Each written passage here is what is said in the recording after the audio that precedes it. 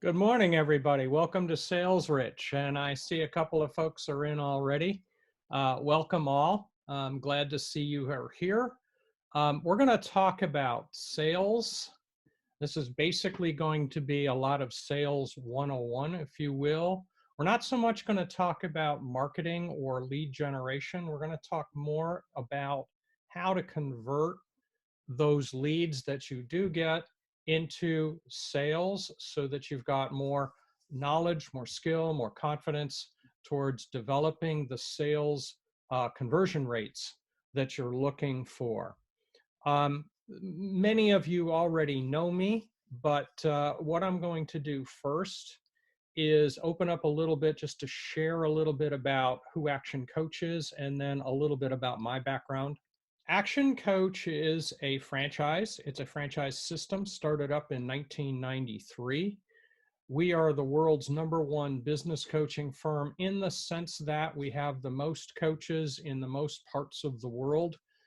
We've probably been around as a system for a lot longer period of time than many of them are, so that we've got a pretty good depth of systems that we apply and help business owners with. Some of it's teaching, some of it's guiding.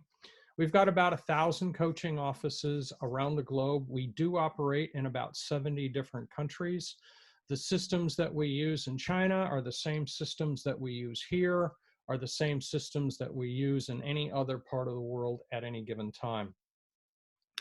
The system was originally founded by a gentleman named Bradley Sugars, who founded it in Australia, Brisbane, Australia to be specific. It expanded from Australia to New Zealand, and then from New Zealand to Indonesia, then to the United States, and from there it's been going worldwide.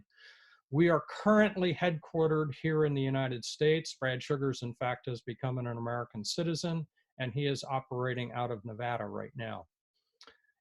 As an organization, our vision is to create world abundance through business re-education. So that's what our main focus is on, world abundance. We do that by trying to teach business owners more skills that enable them to learn more so that they can earn more. The goal then is for them to grow and be able to hire people, hence world abundance. The more people we can sponsor being hired, the more abundance the world will experience. Roughly, we coach around 15,000 businesses a week throughout the globe. There's a handful of different countries that we operate in. In the United States, there's probably 200 to 250 coaching offices around, plus about another 150 or so in Canada, last numbers I saw. So that kind of gives you a sense of the scale of what's going on here. For myself, I originally grew up in Rochester, New York. I was actually born here, but I grew up in Rochester, New York. I have an electrical engineering degree from Clarkson University from a really long time ago. We won't discuss how long ago. But electrical engineering degree, and I actually started off in engineering and spent about 12 to 16 years doing engineering related work. Later, picked up an MBA from Bucknell University, and about 22 years later, so went back to school nights while I was working. I've spent the last 20 years, well, the 20 years following that, running customer service businesses or small business units for large industrial manufacturing corporations. When I say large industrial, the smallest one I worked for was something like 100 million, 140 million. The largest one I worked for was a billion-dollar division in a $6 billion entity. So that kind of gives you a general sense of scale. The last business unit I grew prior to becoming an action coach was 300% in a 3-year period of time. And I basically was hired to do something with a $2.5 million entity. And I turned that into a $6.5 million entity over about that 3-year period of time. It, based on the practices that I put into it, it later got to about $10 million, which had been my original goal. And that about that point, their business model changed, and that was dissolved and moved into something else. So I did take a unit from 2.5 million to 10 million over that period of time. I've been a business coach for about 10 years in the Action Coach system, and I use the Action Coach practices coupled with my own personal experiences over those 20 years to help small business owners learn how to get more from their business. So my background, my personal background, plus the Action Coach systems are a big piece of that. All right, so let's move on into the real meat of this conversation. What I want to start with is a concept of power, believe it or not. Think of that yellow dot as a point of power. Anything above the point of power is increasing power. Anything below the point of power is losing power or becoming disempowering. And you want to think about these kinds of behaviors, blame, excuses, and denial, as kinds of behaviors that disempower a person from achieving the results that they're looking for in whatever it is they're trying to accomplish. So think of blame, excuses, and denial. Where in your world do you see people engaging in blame, excuses, and denial? And what effects do you see that having on their ability to get what they want? Does that help them get what they want, assuming they want results? Or does that kind of get in the way of them getting what they want? I kind of joke about the news media being full of blame, excuses, and denial. They seem to sell a lot of it. An alternative is taking ownership wherever you're at, whatever the situation you're in at this moment, taking ownership of that situation and the fact that you're in it, becoming responsible for creating a plan and following a plan to get out of that situation if that's what you don't want, and holding yourself accountable to doing those things in an appropriate period of time that gets you to where you want to go. So I'm assuming you're in a spot today that you don't want to be and that you'd much rather be in another spot. So which one will get you to that result? The ownership of where you're at and the responsibility to get yourself to a new place, or the denial that you're not where you want to be and the blame for everybody else causing you to be in it? Which of those things gets you to where you want to be? We tend to think of the blame, excuses, and denial as being a factor of losing power or disempowerment. And we tend to see the taking ownership of where you're at, regardless of how you got there. COVID-19 was not caused by the United States, for example, but we're here, we're in it, we got to do what it takes to get to where we want to be, irrespective of that. So we have to stay focused on what it was that our original goal was and stay focused on what new kinds of plans we have to take so that we can get to where you want to be. So we tend to think of ownership, accountability, and responsibility as empowering as opposed to disempowering. And if you choose to absorb empowerment, then we can find ways that get you to where you want to be. It might not always be easy, but we can find ways to get you there. So then we tend to think of the only failure in that context, the only failure is the failure to do the things it takes to get there. So the failure to participate, the failure to do all of the things that you put in your plan to get yourself there and make a pretty good plan in that process. This is a lab. Everything we do is an experiment in that lab towards getting the results that we want to get. So if a experiment, or if an idea does not produce the results, okay, that's data.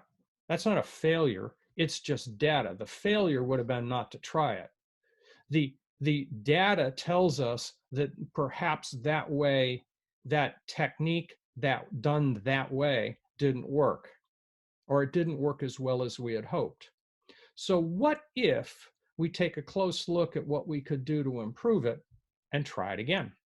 And we just keep moving forward by trying and failing and trying and failing and trying and failing until we learn enough that enables us to get to where it was we were trying to get to in the first place.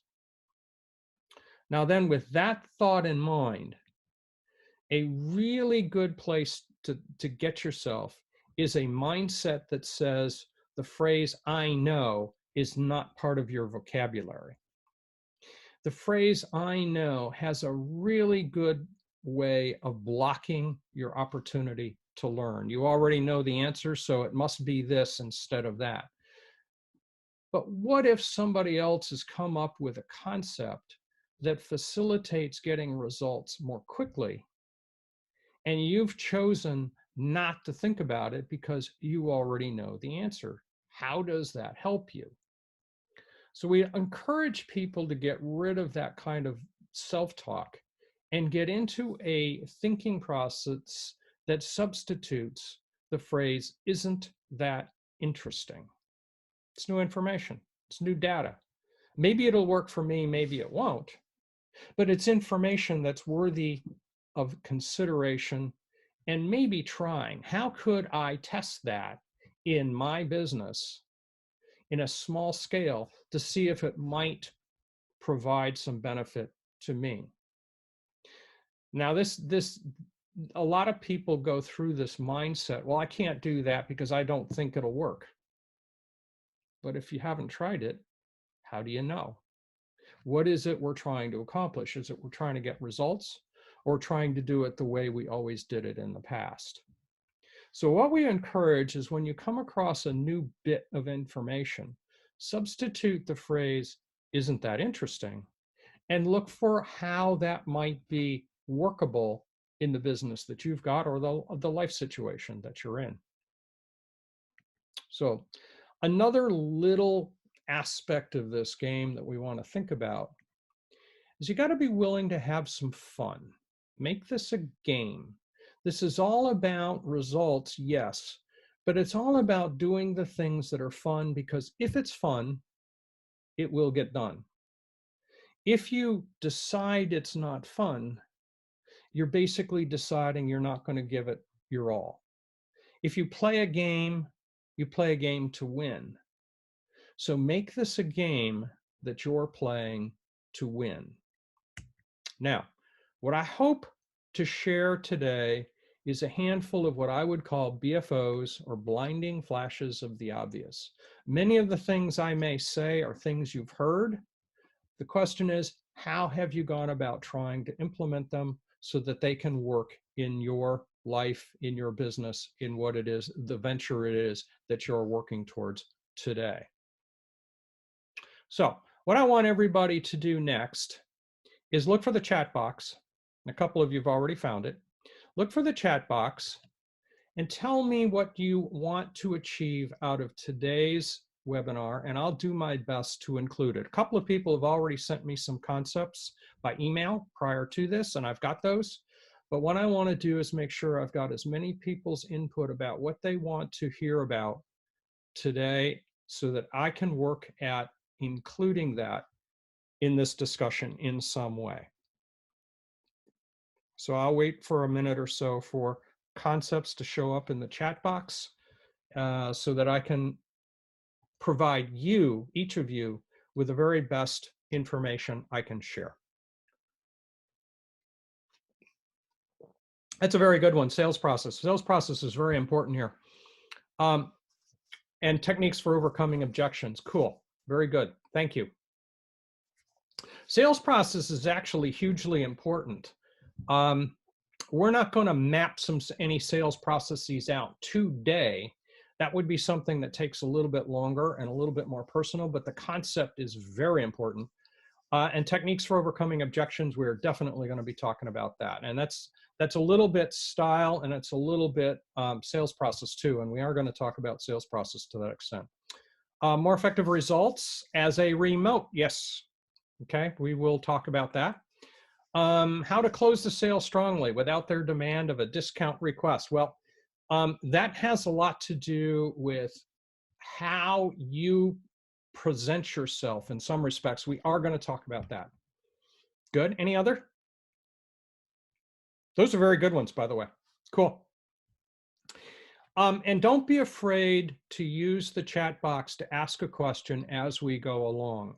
If we need, I'll back up to cover a point. So if you want some more clarity about a particular point that we cover as we go along, please use the chat box and I'll do my best to cover that point. And bear with me here, I'm trying to keep hydrated. Okay. How to stick to pricing, yeah. That's a discipline, in fact, and we'll tell a couple of stories about that as we go along, perhaps. Good, how to stick to pricing is a good one.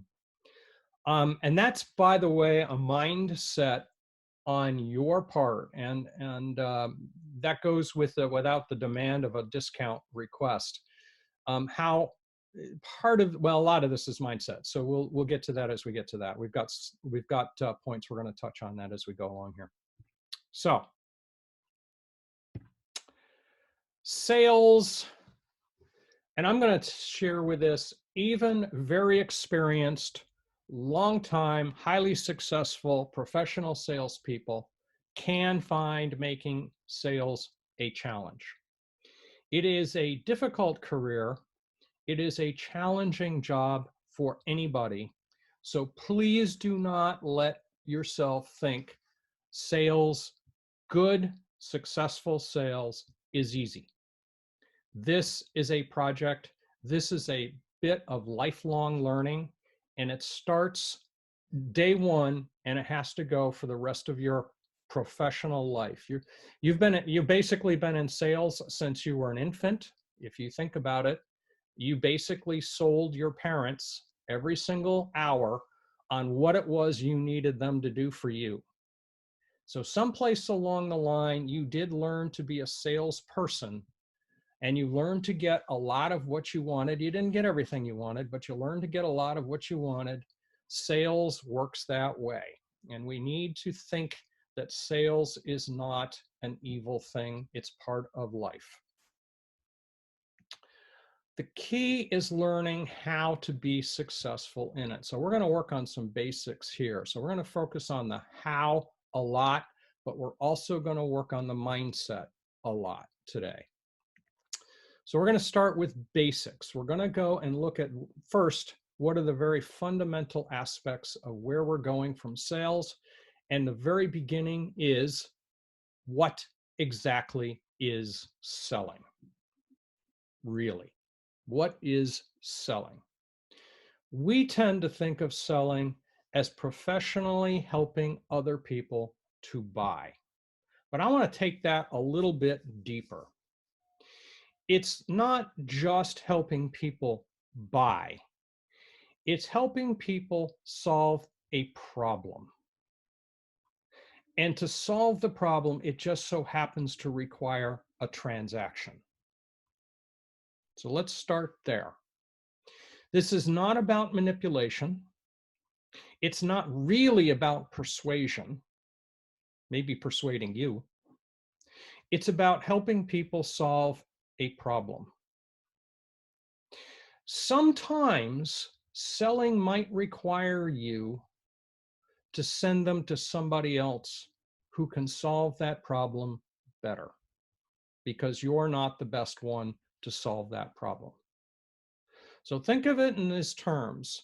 As a salesperson, you are not an evil creature. Now, that's a very difficult point for many people, and they've been brought up to believe selling is evil. And we're going to talk some more depth about that. But if you can get in your mind that selling is solving problems that require a transaction, then we're in a much better place to be able to visualize how to sell and solve some of the problems that were raised in the chat box here. So let's go through this. Successful people, successful salespeople have to go through a lifetime of training. Now, what does that mean? Well, part of that means reading books. Part of that means attending webinars like this. Part of that means attending training courses, perhaps. I've personally attended months, years worth of training courses, and I continue to try to train. But it also requires measuring numbers. So do you know exactly what your conversion rate has been over the last 12 months? Can you break that down into categories of different kinds of customers? Can you break that down into categories of different kinds of products that you sell? What are the things that you sell best? What are the things you sell poorest? What are the kinds of people you sell best to? What are the kinds of people you don't sell best to? And do you know your numbers? Now, if you know your numbers, you can pursue strategies and tactics to improve those numbers. Now, to a point that was made about sales process, if you break your selling process down into small steps, step 1, step 2, step 3, step 4, I actually follow a 13-step process. If you can break your process down into steps, then you can measure your conversion rate at each step. And then you can find out where your success breaks down. And as you understand where your success breaks down, you can take a look at how are you engaging that step and then changing that step. Now, that's a much more in-depth conversation than what we're going to accomplish in the next hour, hour and a half.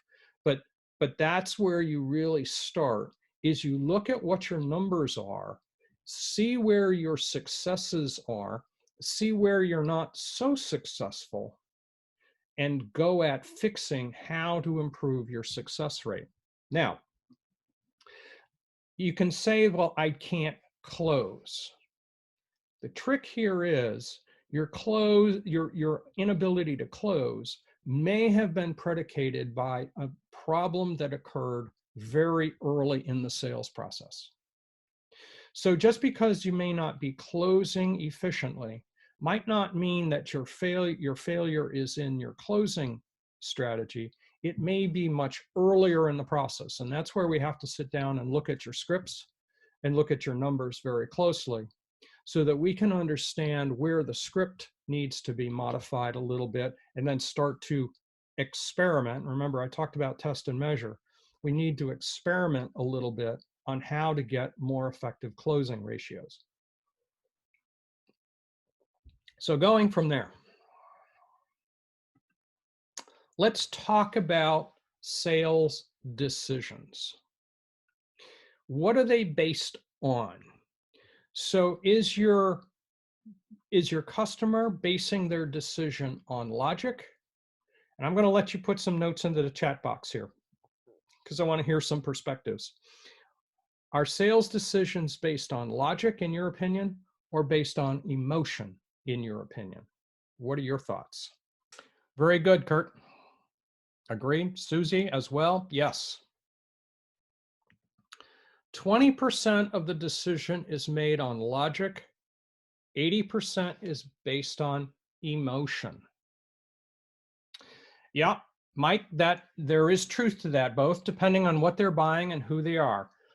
But in the end, most of the decision is based on emotion. Now, why is that? And in your particular field, Mike, I would say it's very highly emotional.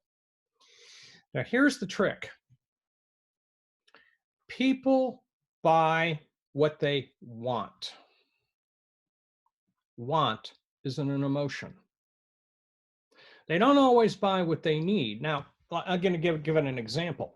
In our lives, in this country, how many people are dealing with diabetes, are dealing with obesity, are dealing with health issues that really originate from their lifestyle of nutrition and exercise. Now, why is that? Is that based on logic or is that based on emotion? Well, they're living the lifestyle that they want to live. If they wanted to be really healthy, they wouldn't be eating cakes, cookies, ice cream. They wouldn't be eating fried foods. They would be eating green leafy vegetables and proteins and a lot less starches and pastas and those kinds of things. So we are allowing ourselves to die early based on what we want today, as opposed to the logic. Now that's kind of an extreme example, but I want to use that as an example. Logic does come into things. The logic is really there to justify the emotional want. So they will use logic in a sometimes convoluted process to justify what it is they really wanted to do in many cases. Now, if we're buying pencils, that may not be so true, but I wouldn't bet against it.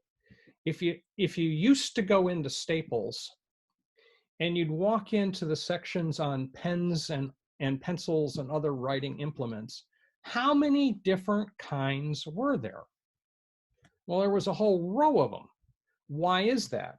Well, it's because some people want this kind and some people want that kind. If they wanted the cheapest, there would only be one or two selections, but they don't want the cheapest.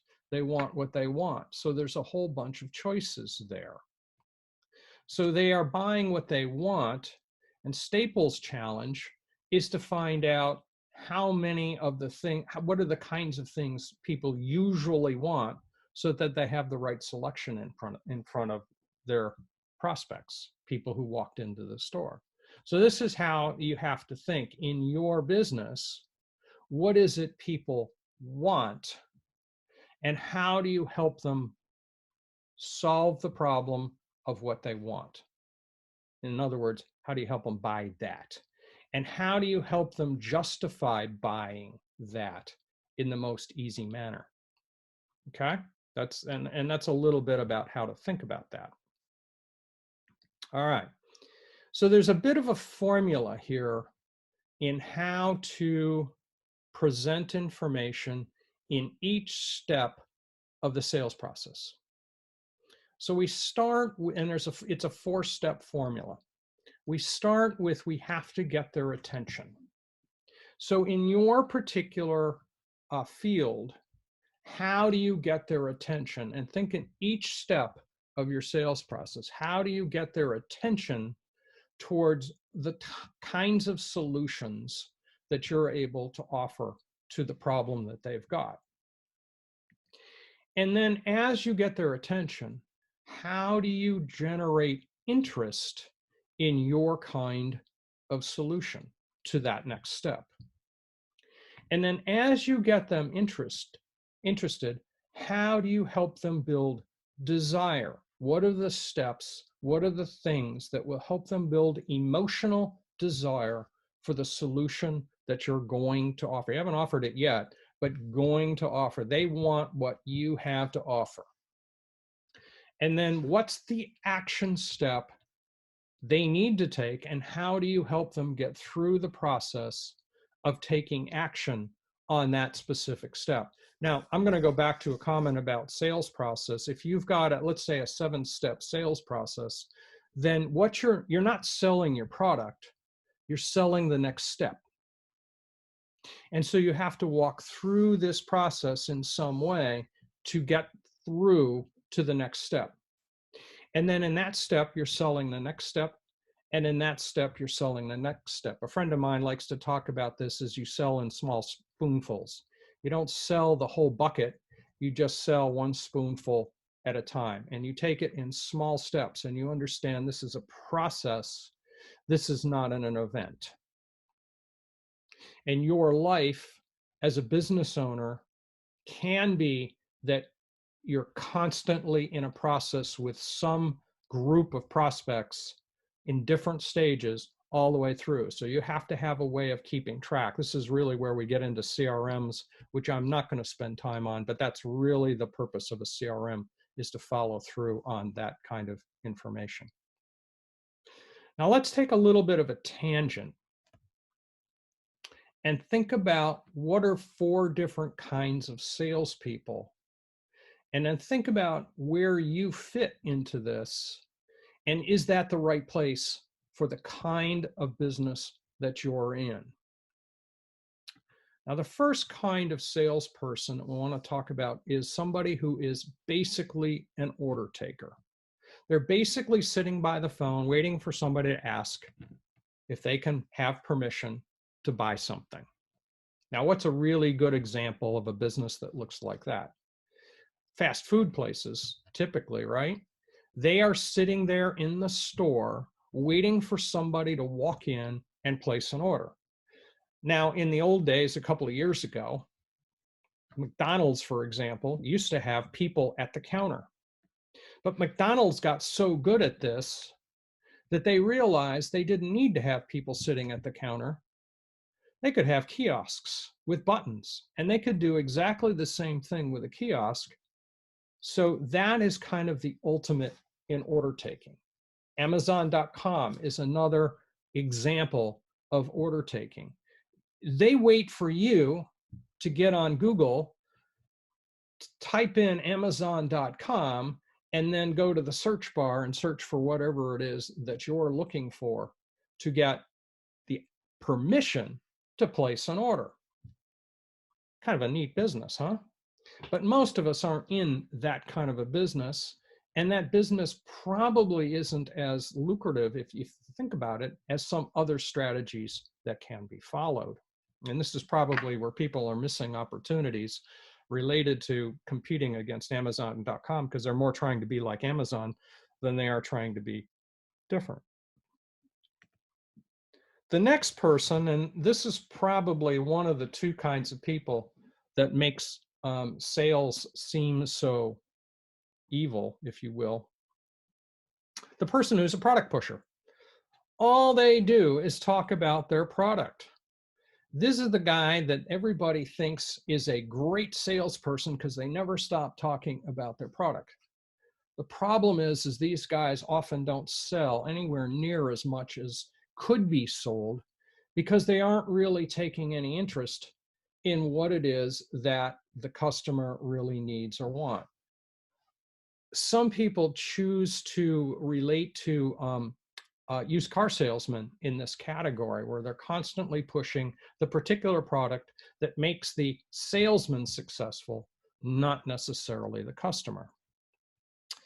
And a similar kind of category is the overseller. This is the guy that'll promise anything just to get you to buy something. Again, this is another person who's thinking more about their needs than they are thinking about the needs of their customers. So why would you buy from this kind of a person?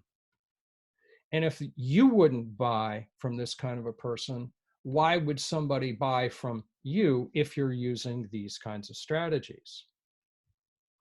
And that gets me to what I referred to a little bit earlier, is a problem solver. Here's the guy who's really thinking about what it is that the customer needs, what it is the customer wants, and then helping them find a path to that. And as I mentioned before, sometimes that might mean that what you've got isn't the best solution for what they need. And sometimes giving them a referral to where they need to go is the right place to go because you're not the right source for them. That's a little bit painful, but it's worth considering. It helps you build your reputation as a quality entity or a quality business by focusing on what your customers need. And we're going to talk in depth about how to determine what the customer needs so that you can offer them the very best solution for what they need. We're going to get pretty deep into that here in a few slides. All right. Now, let's talk about mindset a little bit. Sales is based on beliefs. It's based certainly on a customer's beliefs, but it's also based on your beliefs. Think about that for a minute. As a salesperson, your beliefs affect your ability to make a sale to a specific kind of customer. So what are beliefs? Beliefs are things you hold to be true. So I'm going to give you an assignment, and I don't care if you put this in the chat box, but I'm going to give you a minute to write it down as we go here. I want you to write down 5 beliefs you have about salespeople. I'm going to take a minute to let you do that. Then we're going to talk about what are the 5 beliefs you have about customers. And then what are the 5 beliefs you have about your products or services? You do need to believe in your product. That is true, Susie. That is a very important criteria, but I want to go back to salespeople. If in any way you believe salespeople are sleazy or evil or bad, then most people with that kind of a belief system are going to struggle with being a good salesperson. Who in the world wants to associate themselves as sleazy or evil kinds of people? Salespeople are just people.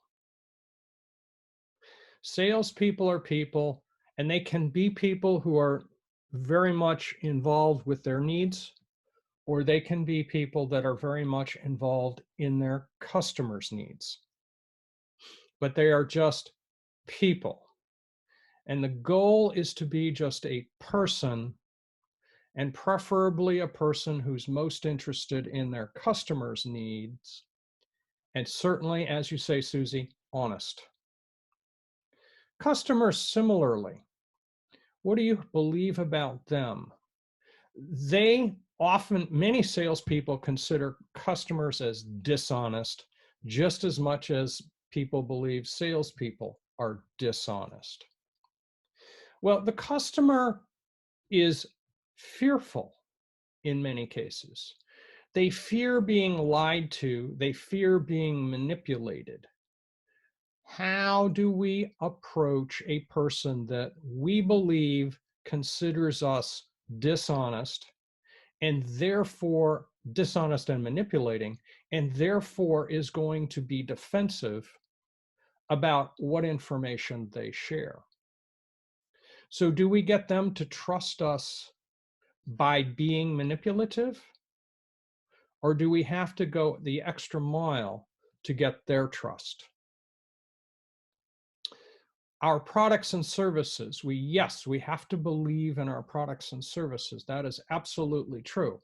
However, our product and service may not be suitable for everybody. It's suitable for a group of people at a particular time, but it may not at this moment be suitable for everybody for one reason or another. And it's our job to help find out from the customer if our product and service is what they need right now. And do they need it in the way we think they need it? We might have an opinion about them needing it, but that doesn't make it true. And again, it doesn't necessarily mean that's what they want. They may need it. I mean, we need to eat green leafy vegetables and proteins. We don't need to be eating cakes, cookies, and ice cream, but we want the cakes, cookies, and ice cream. It's the same thing in our business. What do they need and what do they want? And we have to approach them at what it is that they want. Eventually, we might get their trust enough to get to what they need. And that's a place we have to be. Taking that a little bit further, what are 5 beliefs you have about money? Now, this gets at some of the questions people were asking about earlier at the beginning. When I ask what you want, this is actually a very critical aspect of this. If you have a belief in your life that you need to buy the least expensive this and the least expensive that, what kinds of prospects are you going to be attracting to yourself? Are they going to be the same? Because people tend to attract people like themselves. People want to be with people like themselves. If your beliefs are that money is hard to get, if your beliefs that money is scarce, isn't that the kind of people you're going to be most sensitive to? And are you going to hear their answers through that filter? So if you're worried about cost, then aren't you likely to hear their concerns about cost before you hear their concerns about value, and perhaps interpret their search for value as needing a discount, as opposed to presenting value for the sake of value? So this becomes a very important piece of this, of success in sales, is getting in control of your beliefs, and opening up yourself to a different way of thinking. Oftentimes, this gets back to empowerment versus disempowerment.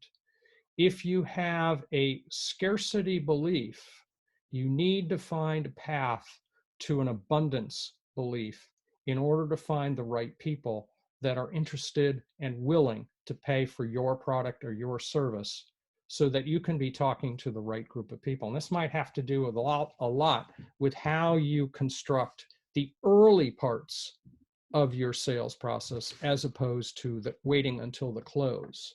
So this is where the sales process can get a little bit tricky.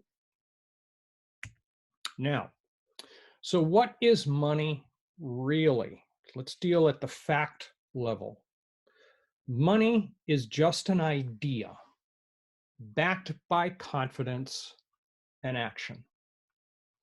If you go back and look at the history of money, money was invented as a tool for delayed consumption, period.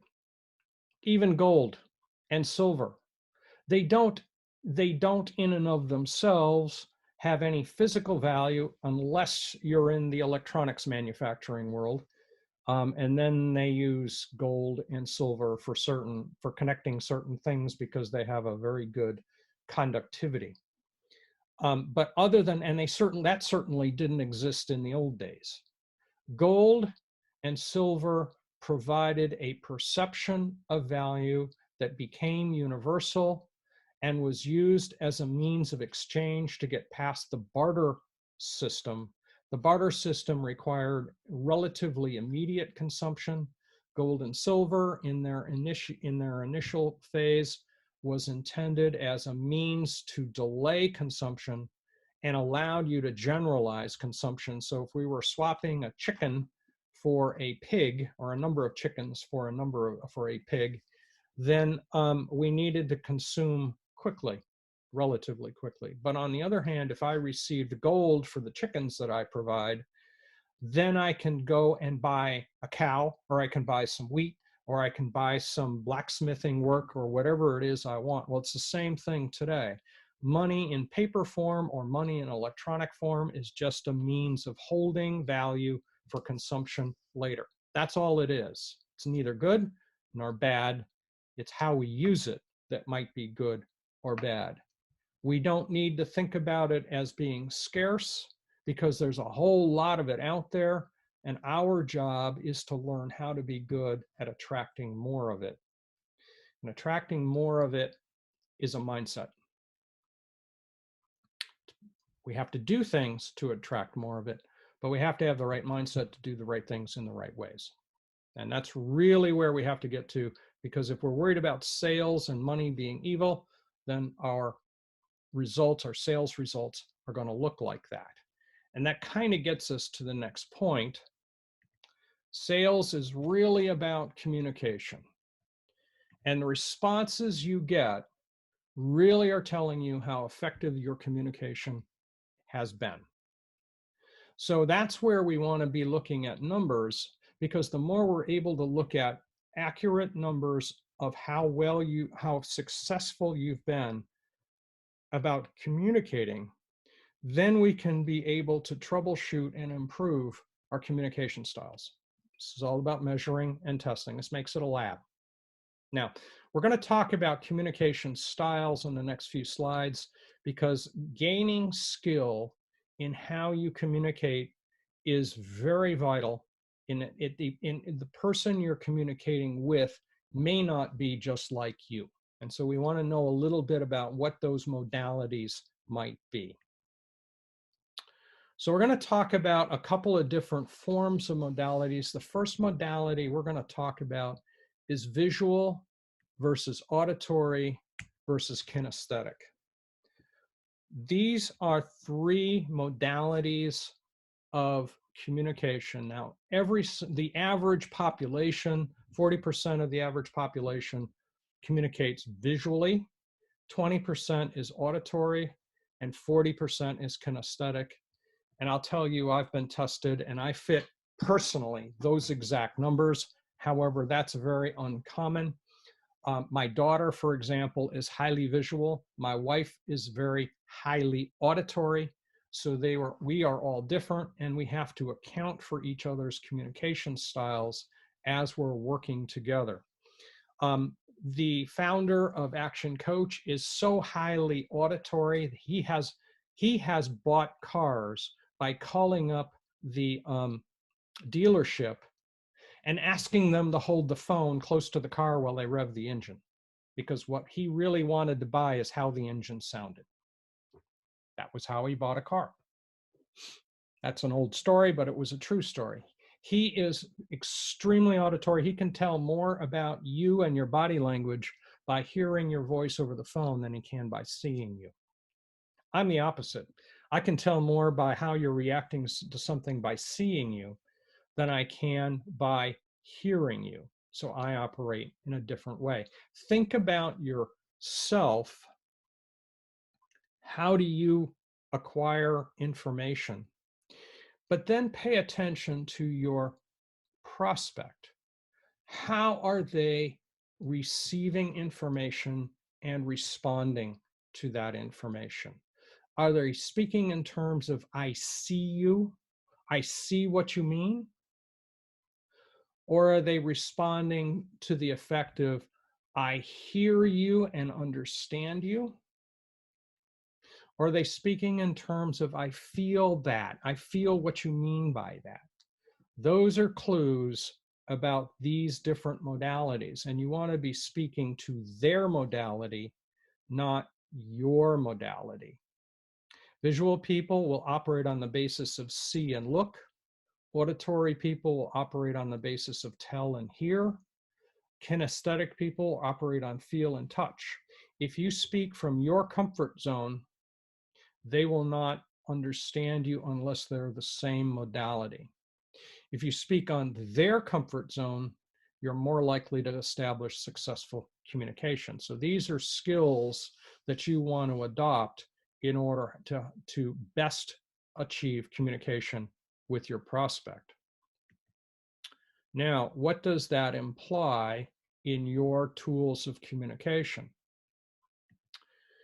If we look at how people receive information in general, and these are statistics, words amount to about 7% of communication. Let's think about, what does that mean? You send emails to your prospects. How many of these modes are you using? Well, you're using more than one, believe it or not. However, your strongest component is words, and yet it's only 7% of communication. Is email the only tool you want to use in communicating with prospects? Tone of voice is 38% of communication. This is a little bit more powerful. Now, you can get tone of voice into an email to a certain degree, but you've left out body language which constitutes about 55% of communication. So if your primary way of communicating with your prospects is email, then how efficiently are you communicating with them? Are you really getting your message across as effectively as if perhaps at least a phone call?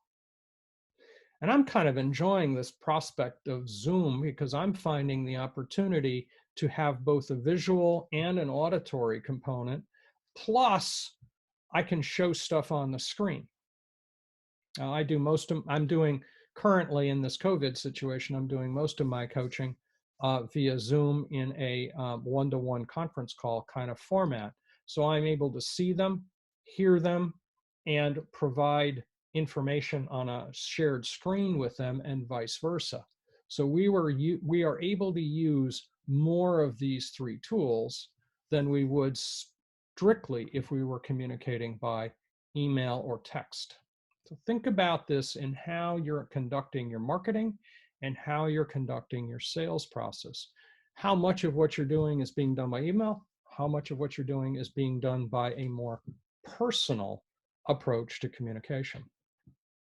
Now, moving on. This kind of leads us to a concept of Neuro-Linguistic Programming, or NLP. And there are people that are making this a lifetime of research all by themselves. I'm going to spend all of a couple of minutes on it.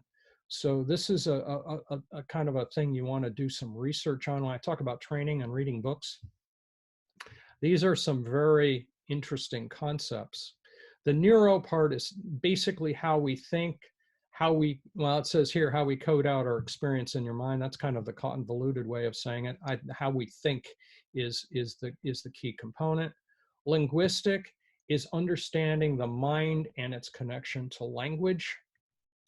And programming, how we program ourselves, how we've been programmed, and how we help program our prospects is the way to be thinking about this. Kind of a complex formula. The very simple way to speak of this is you want to be communicating with your prospects and your clients on their level. So this is really the summary of what I've just been talking about in a manner of speaking.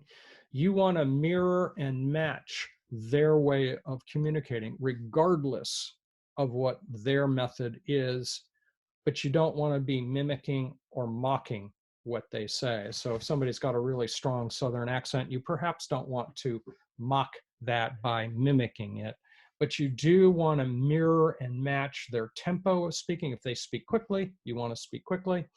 If they speak slowly, you want to be thinking and speaking slowly, because this is how they're comfortable. Remember, we talked about emotions. This is a part of the emotions. They feel comfortable with people more like themselves than they feel comfortable with people dramatically different from themselves. So you want to try to do your best to understand their behavior and communication style and approach them with their communication style. This is a very important tool in understanding how to be successful in communicating and therefore improving your odds at selling. Now, there is one more key component of communication that I want to bring up here today. Again, you can spend a lifetime studying this. I've spent the last 10 years trying to learn and study this particular device, and that is a device we call a DISC profile. Now, a DISC profile is purported to be a personality profile. I would say it's more like a behavior and communication style profile. And it really helps understand comfort zones. Where is where are you comfortable? Where do you fit here? And by understanding where you fit here, then understanding where your prospect or your customer fits. So again, you can approach them where they're comfortable. That means you have to find out where you're comfortable and then modify your behaviors and your communication styles to fit their comfort zone. Now we're going to define those a little bit. Again, this is the thumbnail version of it. There are basically four basic generalizations here. First of all, let's look at the upper versus the lower and the left versus the right. So in the upper, we have, in this chart, we have outgoing and we have reserved. So when you're speaking with this person, do they tend to be outgoing and dynamic? Or do they tend to be reserved, quiet, perhaps soft-spoken? And then similarly, are they task-oriented, meaning data, or do, or actions? Or are they people-oriented, as in they care about that other person's feelings, thoughts, impressions, opinions? So this is really where you start. And by talking to a person and how they give you information and how they talk to you can give you some clues as to which ones of those kinds of people you're talking to. Regardless of where you are in this chart, you don't matter. They're the customer, they're the ones that are going to spend money. It's their comfort zone that you want to be in, and you want to keep them comfortable so that they like and want to buy from you. Now let's talk a little bit about these four different quadrants. If you see my cursor, the upper left quadrant there is what we would call a dominant personality. This is a person who's more associated with results, direct communication. He or she is a little bit competitive, or maybe a lot competitive, depending on how D they are. These are people that are really dynamic, upfront. They make decisions very quickly. However, they also unmake decisions very quickly. One new piece of data may persuade them to switch their decision around very quickly. You can get them to make a decision, but they can make a change decision very quickly. These guys do have a fear. They have a fear of being irrelevant or disrespected. And your job is to make them feel very important. The other side of the outgoing group, we call them influencers. They are very enthusiastic, very friendly, very optimistic people. They love to be the idea generator. They love to be thinking of new stuff. Again, they can unmake a decision very quickly. What you need to understand about these people is they fear being disliked. Well, so help them feel liked. Help them feel comfortable. You need them to like you. For them to like you, you need to like them. Now, if you can't like them, this guy's not going to be your customer. The reserved side of the people-oriented kind of person, we call them steady. They are sincere, they are patient, they are modest, they are humble, they are usually hardworking, they are quiet, and they will not commit because they are afraid of confrontation. They are very likable people. They are nice people to have for friends. Getting them to make a decision is extremely difficult. However, once they make a decision, they're the opposite of the D. They will keep that decision for a long time. But they are a challenge to get to make a decision. It's not that they need data, but they need to really be comfortable and like you. So if you're a D, you need to get comfortable with somebody who's going to be very slow at making a commitment.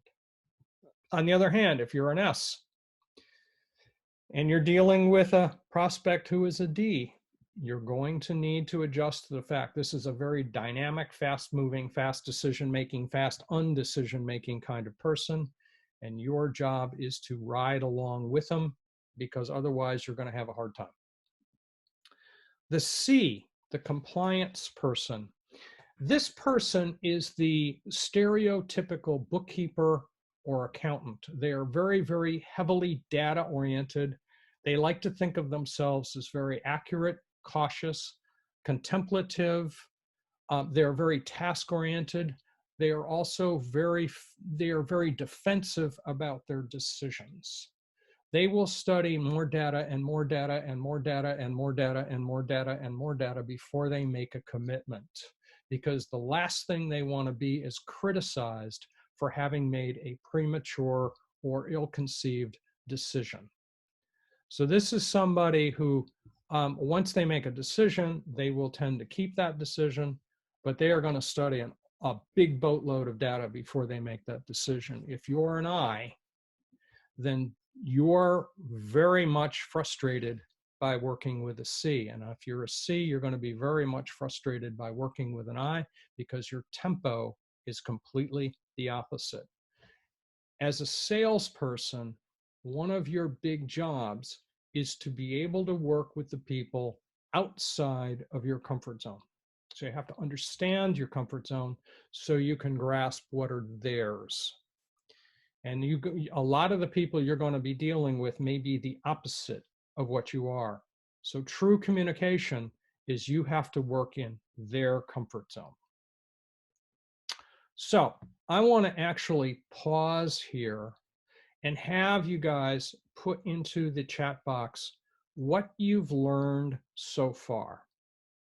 And frankly, if you've got any questions so far, because we're going to jump into a completely different portion of this presentation immediately.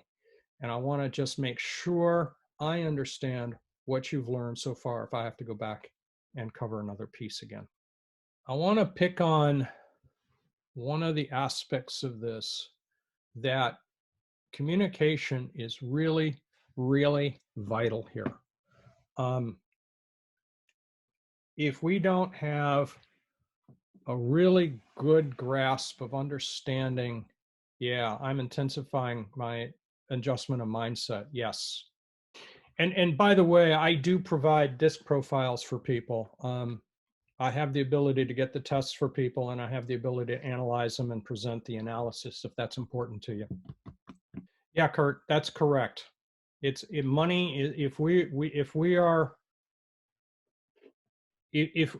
we don't see money in an abundance mindset, we are going to have a hard time receiving abundance of money.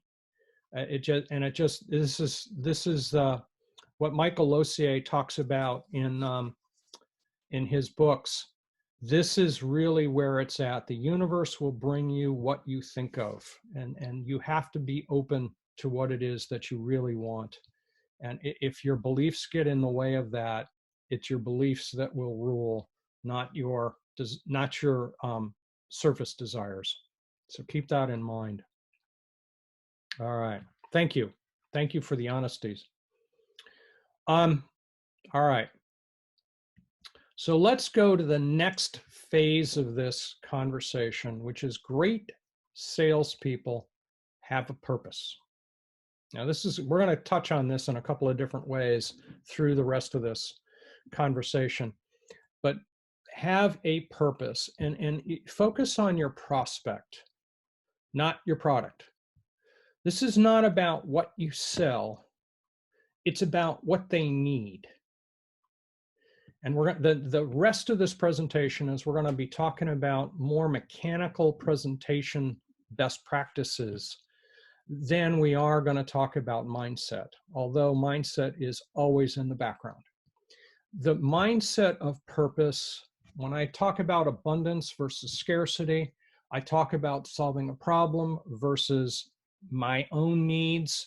We focus on what is the need of the prospect. So when I talked about Action Coach, I mentioned world abundance through business re-education. We focus on and measure our success in Action Coach by how well our clients do. That's really where we're focused on. We're not focused on what we make, we're focused on what they make.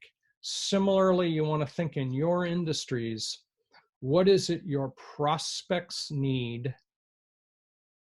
And how do you deliver to your prospects what they need? I think it was Zig Ziglar, might have been Zig Ziglar, who made the comment, if you want to be a billionaire, find a way to serve 1 billion people. If you think about the people who have become billionaires over the last couple of decades, Stephen Jobs, Bill Gates, Elon Musk, Jeff Bezos, any of the names that you want to think about, how did they become billionaires? Well, they found a way to serve billions of people. And this is really where you want to be focused on. If you want to be a millionaire, how do you serve 1 million people? And this is where you've got to focus. How do you be successful solving 1 million people's problems? And that will bring you the money that you're looking for. So focus on your purpose as opposed to yourself. Now we're going to talk about tools. The problem solver's best tool is questions. I'm going to refer you to a book right now. Actually, not a book, a video. And I first saw this as a CD, but you can get it on YouTube for free now. And I want to say it's a 15 to 20 minute video. And it's by a gentleman named Alan Pease, P-E-A-S-E, Alan Pease. Questions are the answer. And he presents a very compelling way to think about questions and answers. In general, you need to listen twice as much as you speak. Your goal is to have them sell yourselves. Alan presents 5 very basic questions, and you may never use the questions as he phrases them, but you will build your own scripts around those 5 questions, and we're going to get into how that looks shortly. But that's a tool that you want to think about. So I'm going to repeat that. It's a YouTube video for free. Alan Pease, P-E-A-S-E. Questions are the answer. And the more you listen to that presentation, the more this will make sense. Now, there is a bit of a process here. Kurt brought up the point about sales process. Sales processes happen in a macro sense and in a micro sense. This will fit both. So you want to think about asking a question and getting an answer, and then asking more questions and getting more answers. And your goal is to dig deeper and deeper and deeper into what they need. Someplace in there, and we've got 4 questions here, but it might be 3 and it might be 29. Eventually, they are going to react emotionally. If you've got decent questions, they are going to interject with a question of their own, for which your answer is you basically have sold that step. Remember, we're selling steps, not products. Eventually, the step is signing the paperwork. But we're selling steps, and we control the conversation with questions. He or she who asks the questions in reality is in control of the conversation until we reach the point where they have reacted emotionally and they're ready to go to the next step. Now remember, the sale isn't the sale of the product, the sale is the next step. So if you've got a decent sales process, eventually there's a step where they sign the paperwork. Now, there is a concept of selling the way we used to, the stereotypical kind of selling, and then there's selling a better way, a more new kind of selling. And I'm going to just kind of use the old selling so I can contrast to perhaps a better way. In the old days, salespeople were taught, build rapport, sell, sell, sell, sell, sell, sell, sell. Remember I talked about product pushers and oversellers? Follow up, follow up, follow up, follow up, follow up. Eventually, they'll buy or not. So this is a way of thinking about the old selling approach. And it's probably, if you're using this process, this is probably a very stressful process of operation because you never know where you are. And if you don't know where you are, you don't know where you're going. Perhaps a more effective way is to think in this way, is a question funnel. And what we want to do is build a relationship with open-ended, easy questions. You're getting to know each other. You're getting to know what their needs are.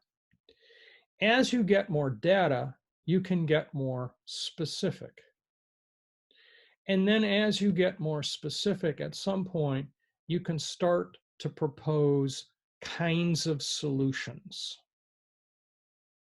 And as you get to a point where you can propose kinds of solutions, you can take their temperature to find out which of the kinds of solutions they're more, they like the best. You notice by doing this, we're giving up options and we're not putting them in a position where they have to say yes or no. We're putting them into a position to say, gee, I like this approach better than I like that approach.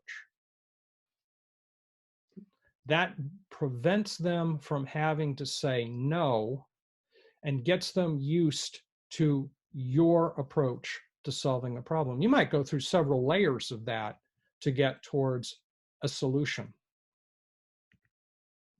The deeper you go, you can get into deeper detail. Now, open-ended questions are really the who, what, why, when, who, where, what, when, why, and how kinds of questions. Those are the classical open-ended questions, and those can be used throughout the process. These are all fact-finding questions. Now, there's a couple there that are a little bit tricky. The why question can appear accusatory. Why do you want that?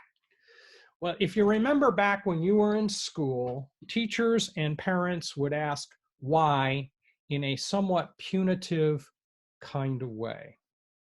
And so we all have a bit of programming in us to be a little bit sensitive to that kind of question. So be a little bit gentle with how you use that kind of question.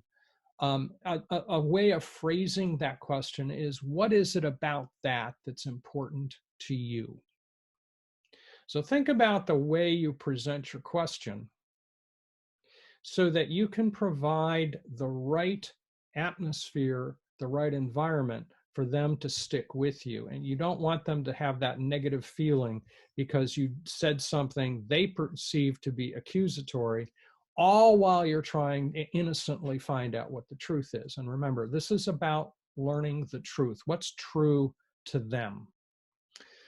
Now, we're going to get into some of the details of this questioning funnel as we go through in different steps. One of the things you'll be able to focus on is how I'm going to have some ideas of scripts of how to take people's temperatures. We're going to do a variety of different things, but I want you to think in terms of this process, and wherever you are in your sales process, this is a valid way to approach things. Open-ended, specific, solution-oriented, temperature taking, and then deeper detail. All right, everybody ready to go? Okay, next step here. As you ask questions, I don't know if any of you have ever watched the TV show Columbo.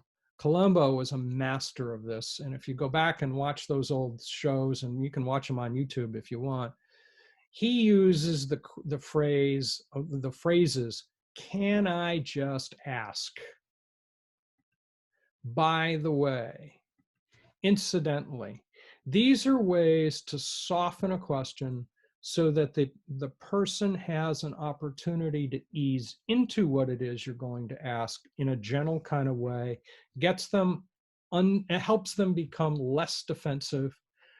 Remember, you're looking for honesty on their part, but they don't know you necessarily. They don't trust you necessarily. So you want to help them ease into this process, because your job is to dig out the truth.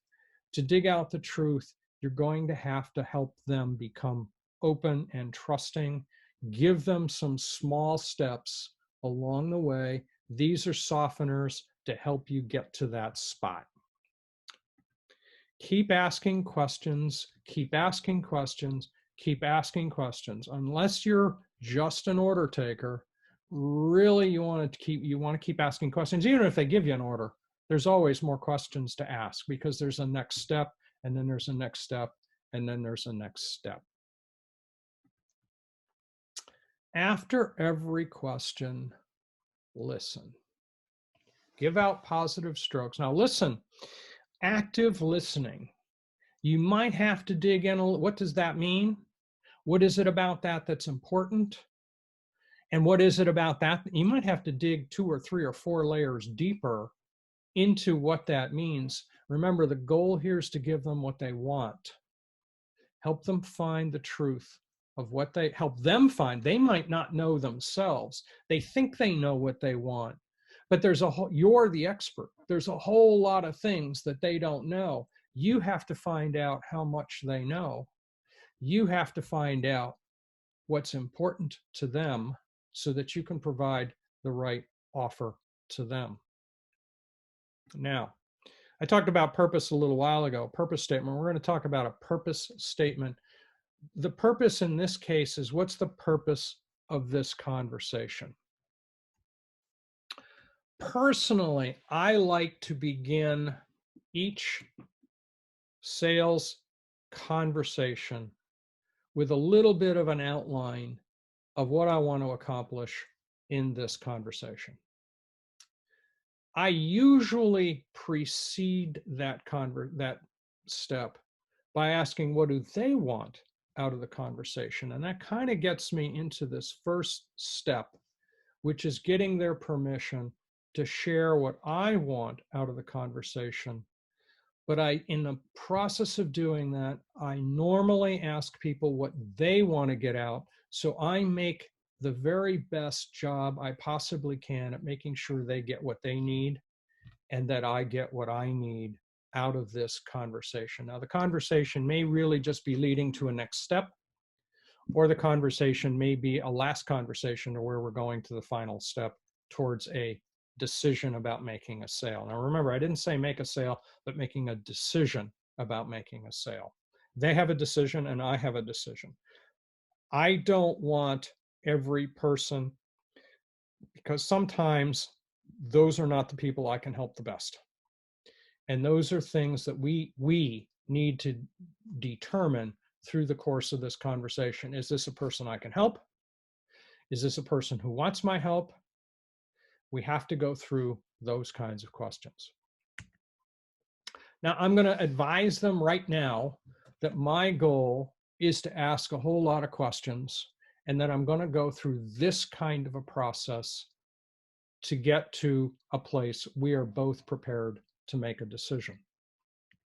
Someplace along the way, I'm going to offer some solutions. Notice the plural, some solutions. It's never one solution, it's solutions. Someplace along the way, we're going to be ready to make a decision and make an agreement in some form, whether that's a formal contract or an agreement statement or something, but we will reach a place where we will make a decision. Someplace in there, there will be a discussion about what their investment will need to be and what the steps of action are going to be. This is all going to be part of that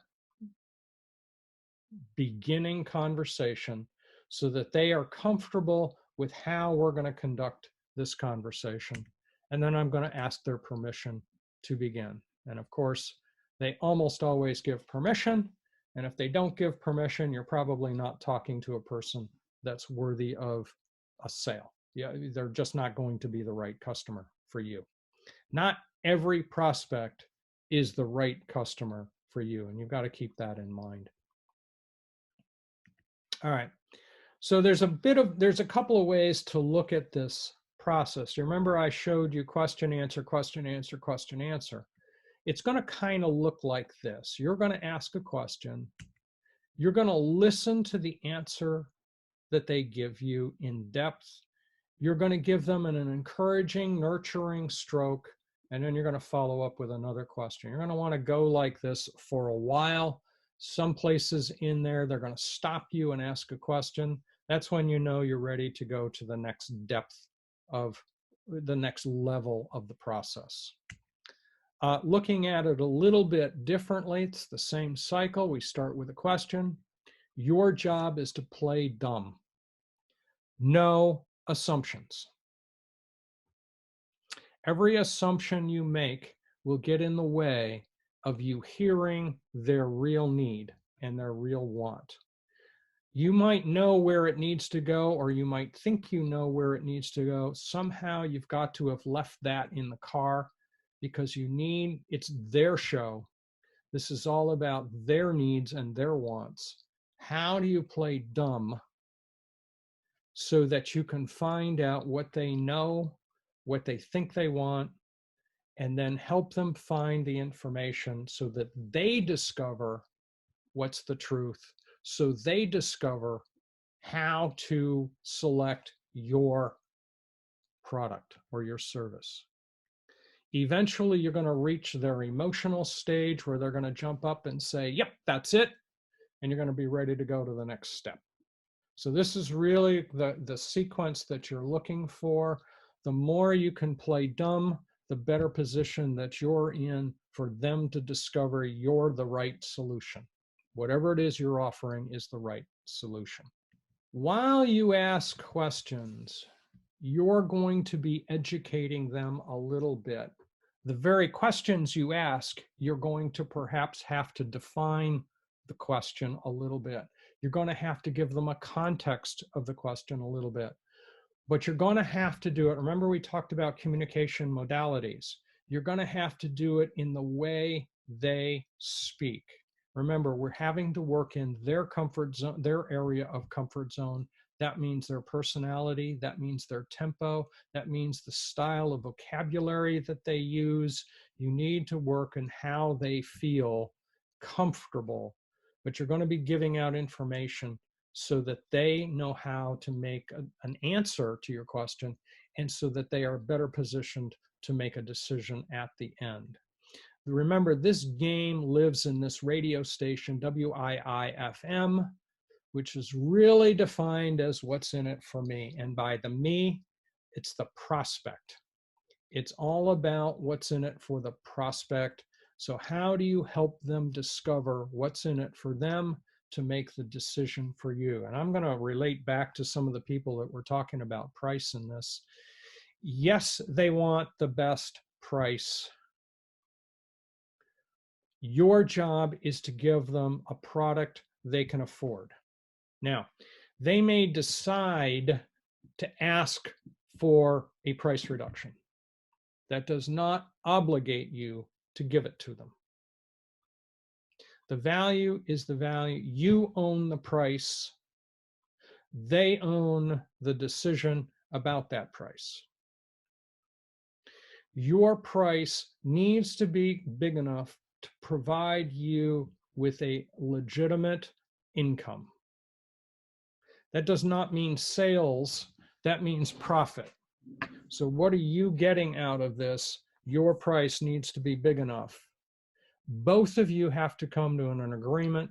Just because they ask for a price reduction doesn't mean you have to give it to them.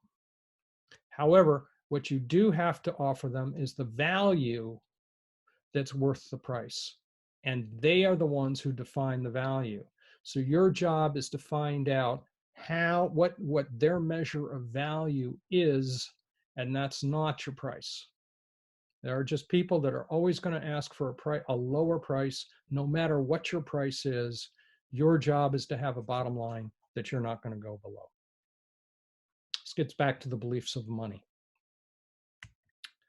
Now, part of this conversation, early in the game, we need to define who is involved in making a decision? Are you talking to all of the decision makers? Are you talking to a decision maker at all? Or are you talking to somebody whose only job is to gather data so that somebody else who you are not speaking to is making the decision? And that's a whole totally different conversation. You still have to sell them, but they're not the decision maker. So what you're really selling them is to be able to carry your message effectively. Now you've got to, if you're talking to a data gatherer, you've got a decision to make. Am I going to work with this person, or should I find a way to get to the real decision maker? Now that can be a case by case by case situation. If you're talking to a data gatherer, you may need to enlist them to be your advocate. You are going to need to at least get them as an advocate to get you to the decision maker in some way. So you might have to ask some questions. How can I best help you present an appropriate case to the decision maker? Or should we have the decision maker in this conversation? And that's when I talk about sales process, this is a kind of question that needs to be discussed very, very early in the sales process. Otherwise, you're going to invest a lot of time and emotion for both of you into a decision that can't be made. Another question: what's the budget? What is it about this purchase that's important to them, and what's the budget they've set aside for it? Is it a realistic budget? Are they putting aside an amount of money that makes sense to you for this particular situation? If their budget is about half of what your offer is going to be, roughly, you're probably you're probably wasting each other's time. Or you've got to help them reframe their budget context and find out if the budget can be more realistic. On the other hand, if what you're going to offer is half of what they're looking for, yeah, okay, Brian, I understand. I have no idea about budget. Yeah, of course they don't. Then you have to help them understand a range of what it might be and encourage them to tell you if that range makes sense. If they have no idea about budget, then the next question is, how the heck are they going to make a decision? And they're going to say, well, I'm going to feel right. Well, what the heck does that mean? And one of the questions you got to think about, is that a kind of prospect you want to invest your time with?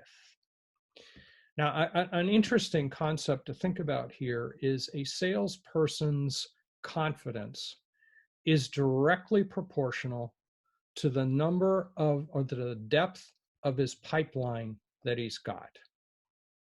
So if you're not getting enough prospects that you feel you have to make a sale each time, then maybe you might need to be thinking about the marketing process and how do I find enough prospects in the right categories where I'm talking to people who can actually afford what it is I'm selling.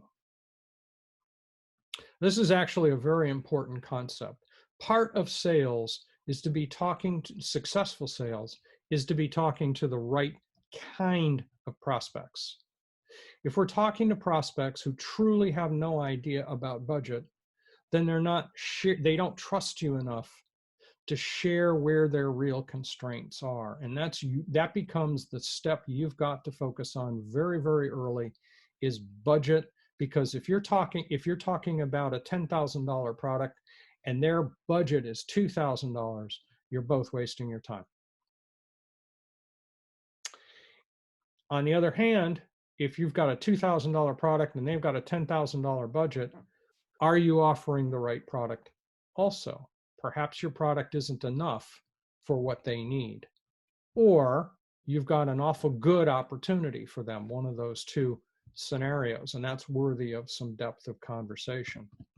Yeah, Brian, I've heard that kind of stuff a lot. I run into that a lot myself. You can be pretty confident if they're saying, I have no idea about budget, then we as salespeople haven't yet done a good enough job of pulling out of them what their value is. In my particular case, I like to help people discover what they could gain. And then it's a lot easier to have a conversation about budget once they see what the magnitude of gain is possible.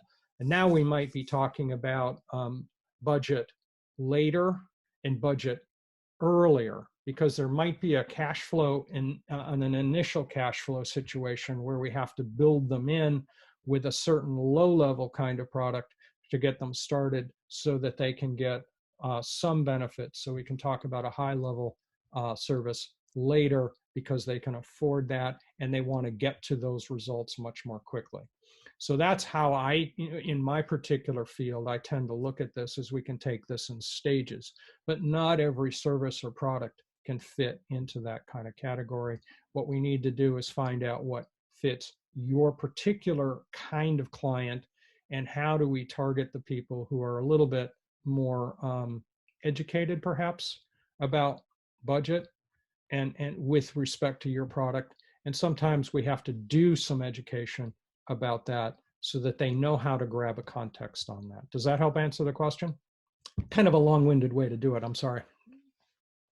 All right, now, after you've reached an emotional step and gathered enough information, we want to do something to get their temperature about a couple of solution ideas available. So here is a way to approach it, and you may word it differently than this, but based on what you've told me, Fred, it sounds like either this or that could suit you best or will suit you best. This gives them an opportunity to say a version of yes and not say a version of no. It also helps you guide them towards a solution that fits their wants best. This this is a kind of script you might throw in multiple times as you're going through a discovery process. If you throw it in 10 times, no problem. You're just exploring deeper and deeper and deeper. Where you want to get is you want to stay away from their opportunity where they have to make a yes or no decision until the very end. Eventually, they're going to have to say yes or no. Now, bear in mind, the last answer you want is maybe. A no answer is a very good answer because it lets you move on. A maybe answer is a non-answer. That means they don't have the courage to make a decision, or they don't trust you enough, or they don't know what the heck it is that they want, and we haven't done a good enough job of helping them discover it. And this is where keeping track of conversion rate numbers facilitates us understanding where we're breaking down and how we can improve our presentations so that they are more likely to be in a decision-making frame of mind at the right moment. Now, after you've offered a solution, we keep checking their temperature, similar to that script we just used. How does that fit with what you had in mind? This is a perfectly legitimate way to approach that. Again, we're avoiding no. And remember, if you get this, how does that fit with what you had in mind? You get, it doesn't fit it at all. Oh, well, that's an opportunity to ask more questions, digging deeper. That means we've made an assumption someplace that wasn't correct enough, and we've missed a concept, or we haven't asked enough questions.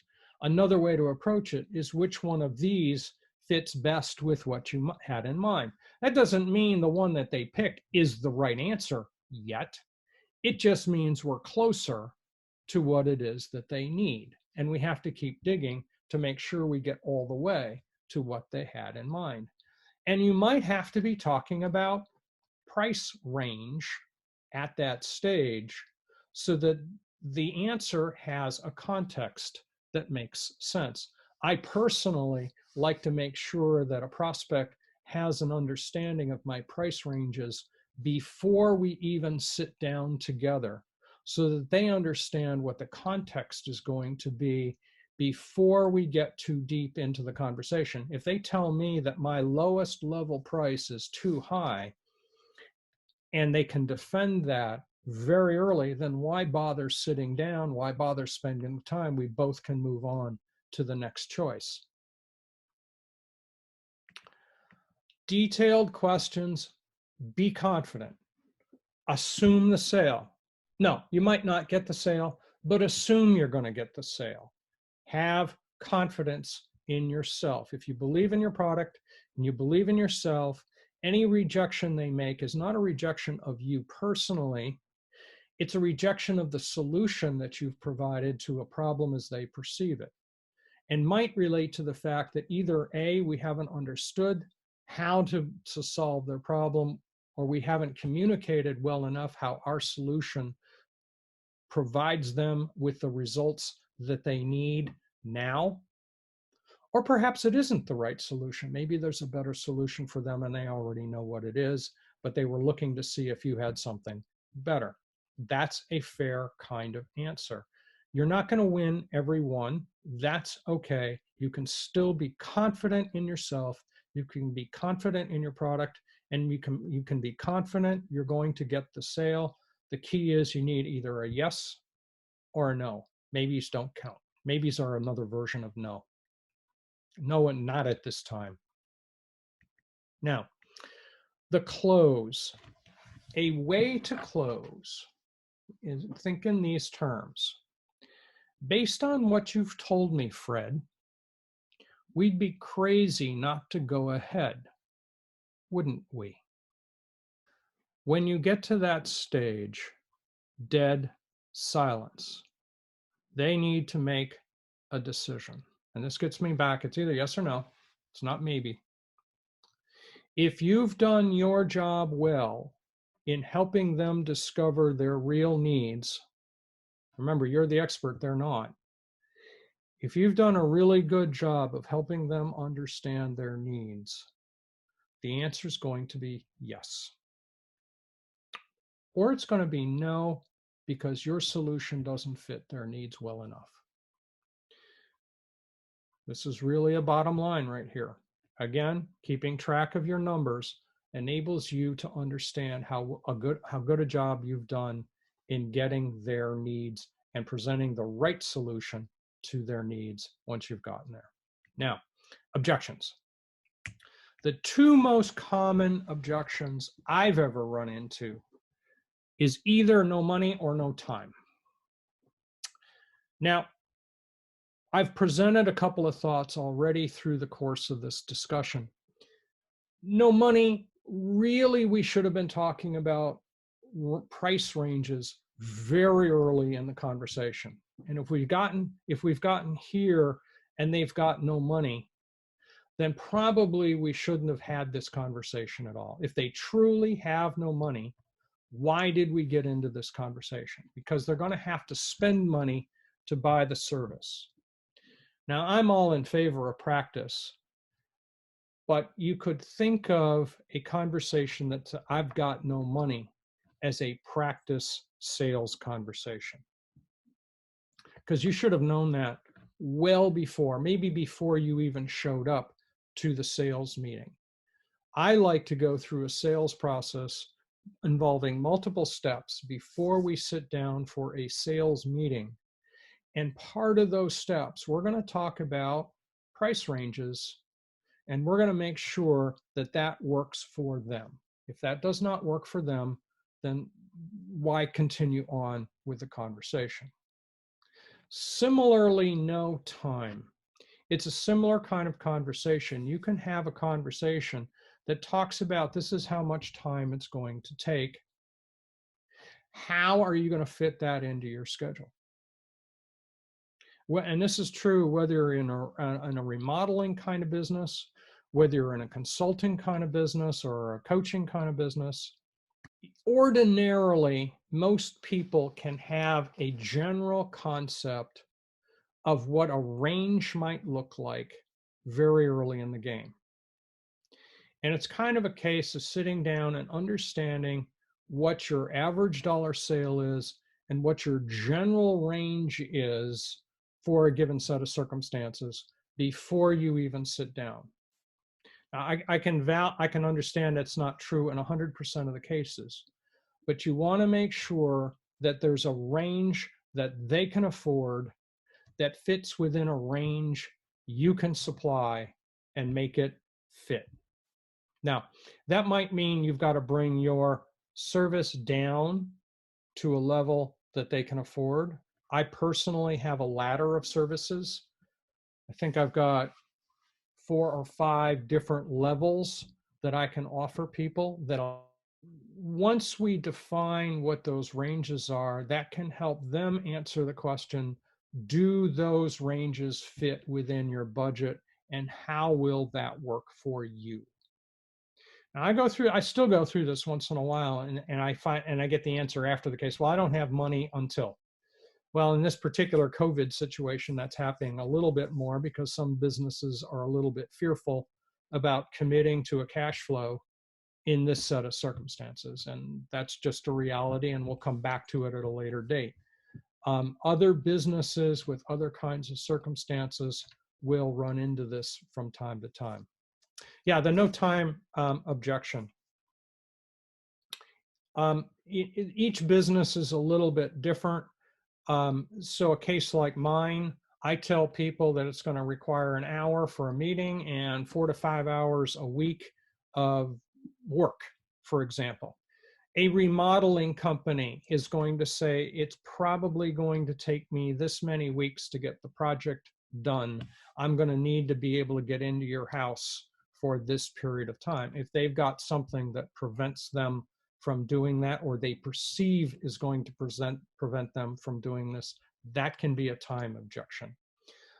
In your particular case, I don't know how I could take time out to do a video interview. Well, have that conversation a little bit early that typically a video will require this much time to do this kind of work, so that we can sit down together either at this location or that location to get a video done. We're going to need a little bit of scripting work and a little bit of preparation work up front. We're going to need to set the space up to suit whatever it is video we're trying to do, whether it's an interview video or on location or a product video or whatever it is you're trying to do. So this particular phrase was put down in a very general kind of way. What we would want to do is sit down in your case. In fact, what I do with many of my clients is I get them to write down what are all of the objections that they've run into over the course of the last 6 months or a year. And then what we will do is boil them down into categories, and then we'll try to build a script in around those particular categories of objections. These are categories that I've run into in my particular case, and I've seen it in a lot of the services kinds of businesses, but yours might be a little bit different, in which case we'd have to define what are the common objections you get and work to those particular objections. Does that make sense? Yep, okay. All right, so we'll continue on here. There is a formula approach to this that you can use in most cases, especially if you've prepared in advance for particular categories of objections. Think in terms of agreeing with them that you can understand why that might be a problem. Before you try to respond to it, is there any other reason besides that you would not go ahead? Because you want to make sure all of the objections are out on the table up front. Okay.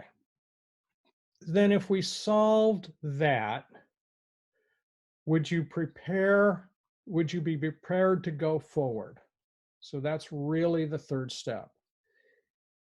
If no, there must be another reason. So the third and fourth concepts here are alternatives. If yes, then you'd be ready to go ahead. If no, there must be another reason. Can I ask what it is? And what you're striving to do is get all of the reasons out on the table. Once you've got all of the reasons out on the table, then you can identify which is the most important. And then we can focus on that one. Which is the most important to them? If yes, let's invest some time looking at that objection.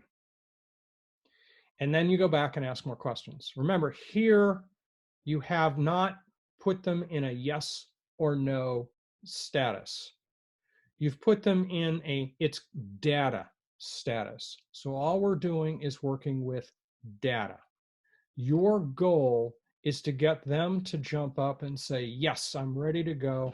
How much information do they need to help them get to that stage?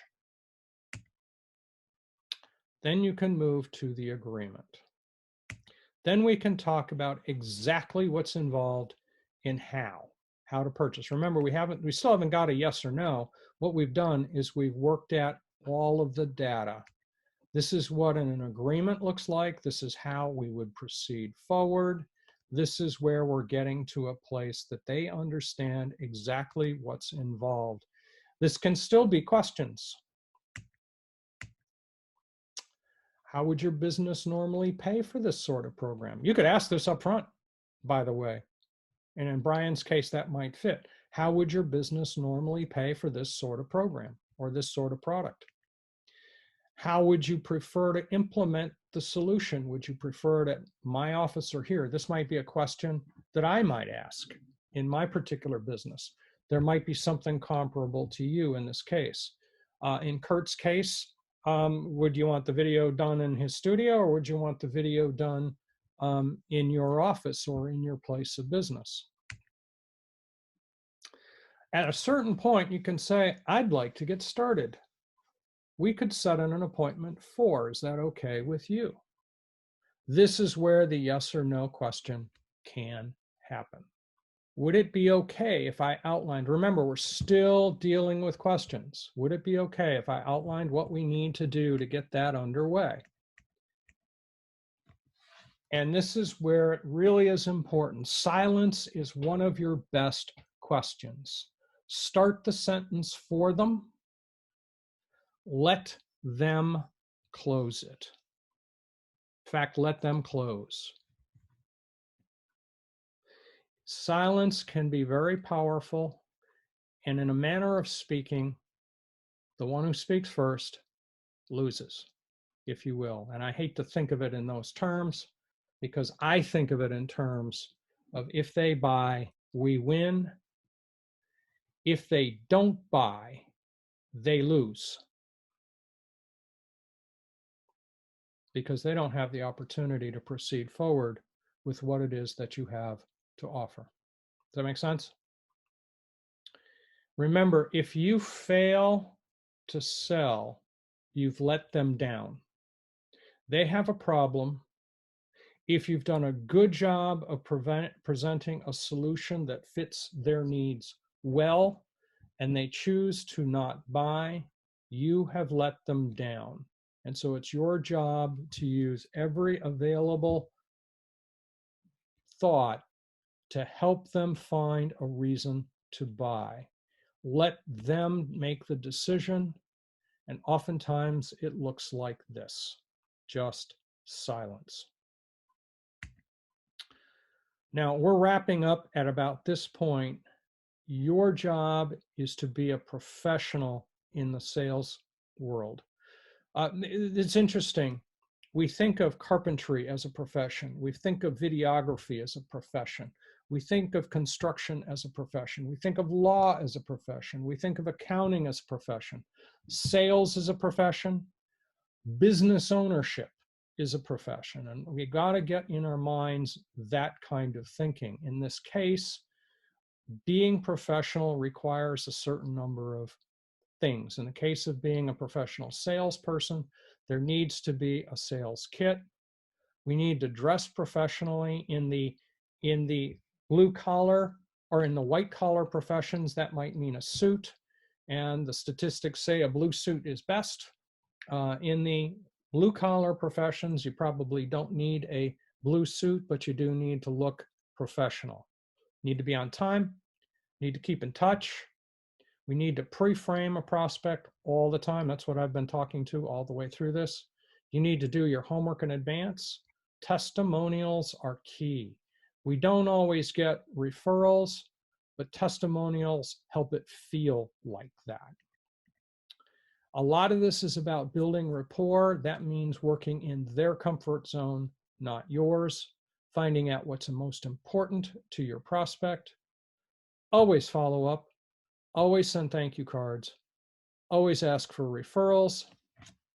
Even those people who don't buy, they might know somebody else who's ready to buy while they're not, and be consistent. And being consistent, I'm going to go back to numbers. Know your numbers. Now that wraps up what I had hoped to share. I'm going to give you an opportunity for questions here in a second. I'm going to make my offer to you. My offer is to take an initial step towards your best results. I'm offering a free 1.5 to 2 hour coaching session to help you convert this information to your specific situation. I am supposed to offer 5 free coaching hours a week. This will be some of them. There's my contact information, and that particular phone number is my cell phone, so it'll come right to me. I'm working from home right now as opposed to my office, so it's not my office number. And that's my offer. So that's my 1 minute of sales today. And so we've talked about a lot of stuff. What I want you to do is sit down and think about what you need to do to take the next step. And I'm going to offer you an opportunity to go back, ask me to review something, or to ask any questions that you want to pick up from here. So this is your opportunity to jump in. We've touched a couple of questions along the way. I hope they were helpful. Here's an opportunity after all of this to think about any more. Best practices for gathering sales data. Kurt, that's actually a hugely important question, and I'd be happy to do that in a more private conversation. That's a longer conversation, and I'd be happy to do that. How do I get my numbers? The question there is to ask which numbers are, I think the question for you under that is which numbers are important. I'd be happy to sit down and do that. Send me an email, give me a call when we can have a chat. If you want to go deeper, happy to do that. Shoot me an email. We will schedule a time to talk and do what we can from there. I wish you all a successful week. I hope everybody stays healthy through all of this. I will share one last thought, and I'm going to let Bradley Sugar say it. Words can inspire, thoughts can provoke, but action truly brings you results. And I wish you all the best this week.